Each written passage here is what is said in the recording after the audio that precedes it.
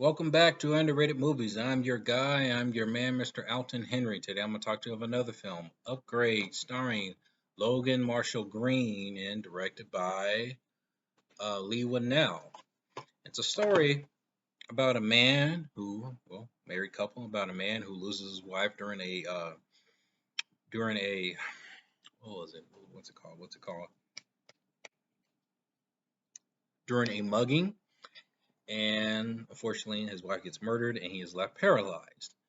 He's given an opportunity to find and pursue the people responsible by giving a special microchip that is inserted into the back of his head, which gives him the ability to walk. Not only that, but he's able to fight and communicate with a computer inside his head to help pursue these people. However, it could be that this chip, also known as STEM, may have intentions for his body.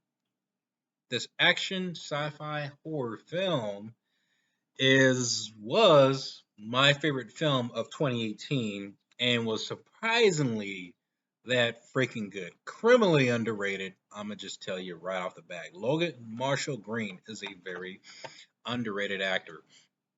This guy was able to show like there's scenes in the film where this actor was able Logan Marshall-Green was able to show um him being vulnerable, but also being shocked, uh, whimsical a bit, and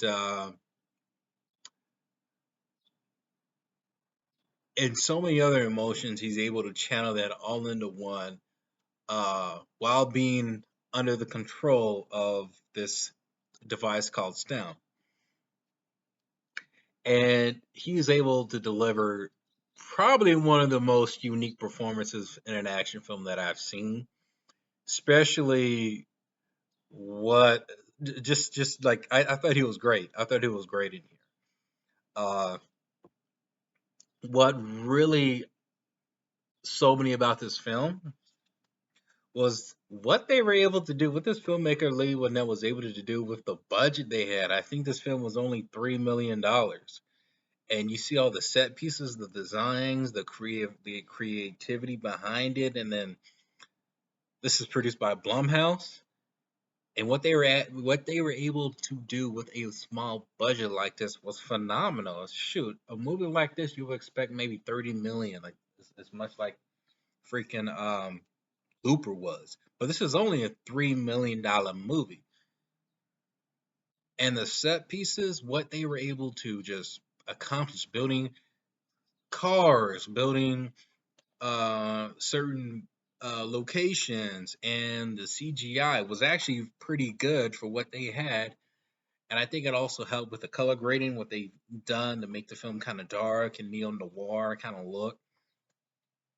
It was a piece of work, masterful work, and it makes me believe that this filmmaker knows how, if not restrained, knows how to craft a very well look and create a film with a low budget. Like he knows what to do with low budget movies. I mean, he's I think really he's only done really low budget movies with The Invisible Man. The Invisible Man wasn't a big budget, which I think that's also a pretty good film. And Insidious 3, and then what he's written I think most of the Saws, or a good chunk of them, and then he's written and directed his own feature with this. And what really, what really, that's probably my favorite thing about this film was what they were able to accomplish with all they had, and they didn't feel they needed something huge, a huge budget to tell a very unique, convincing story about technology and how technology is basically taking over. Let's just say technology takes over our minds, takes over our thought process, or losing our ability of freedom. And it gets a little bit. It gets. I wouldn't say it gets preachy. But the message becomes kind of clear towards the end of the film, where you witness the journey of this character, of what he's gone through, and then when you kind of realize the character Stem, who's trying to aid Logan Marshall-Green's character to avenge his wife, you kind of start to get the hint, or just get the vibe that he's doing too much of pursuing these people that were responsible for Logan Marshall-Green's circumstance. And the more you get to know Stem, the more your information he starts to reveal, the more you become suspicious about it. And that's kind of when the horror element kind of kicks in.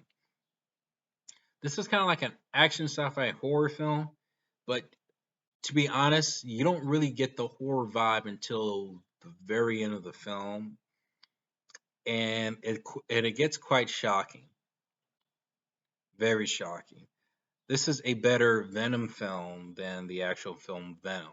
To be honest with you, I personally think they hire the wrong filmmakers for certain jobs, but this is probably the better version of Venom without the character Venom.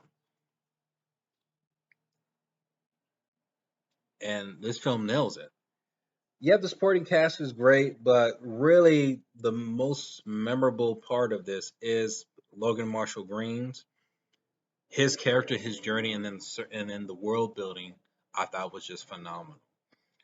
Um, and there are quite a few scenes I really liked, and it's a little bit of a spoiler. The movie's been out, I think, almost 4 years now. Because yeah, 4 years. Yeah, 2018 and it's 2012. I have a few scenes that I really liked. I really liked the scene where Logan Marshall-Green was in his paraplegic form, and you see, I think his mom takes care of him. You kind of see him, the reality that he is facing, and there's a moment where, after a few montages of him being in that situation, he just suddenly breaks down and starts crying, and then his mom takes care of him, which I honestly felt that. I haven't, and it's rare for me to just watch a scene and then you automatically feel a character's pain after a few montages, after a few just moments in the film. I suddenly felt the character's pain, that he feels pretty worthless, and it's one of those scenarios where you just feel, it was out of your control. And I really felt that. That was probably one of my favorite moments in the scene in the movie, and also probably the first action sequence in there, where you have Logan Marshall-Green fighting this guy, and you have the camera kind of moving around based off around his movement, which was very unique, and I haven't seen anything like that before in a film. Um, and then the car chase scene, and then the probably the last final moments of the film, which was very surprisingly, shockingly, like, oh, like, man, like when you watch that ending, you feel bad, and it's an ending I can see that mainstream film studios won't buy, but I'm glad Lee Winnell went bold with the ending and thought it was something to where it delivered that nightmarish horror element to it, where it really paid off. It left a lasting impact on me to when I saw the ending. It's it's very shocking. I like how smartly written this guy that this filmmaker did with this project. He's very well, um, smart filmmaker. Um, if you have seen Upgrade, like, man, this movie should be a cult classic. Like, it needs to be spread out and talked about more. Like, it doesn't get enough attention, like, at all. And talk to people about this film, nobody knows about it. Spread the word, spread the love to Upgrade. Have you seen it? Comment below, let me know if you have seen it, what you thought about it, and let me know what is your favorite underrated movie.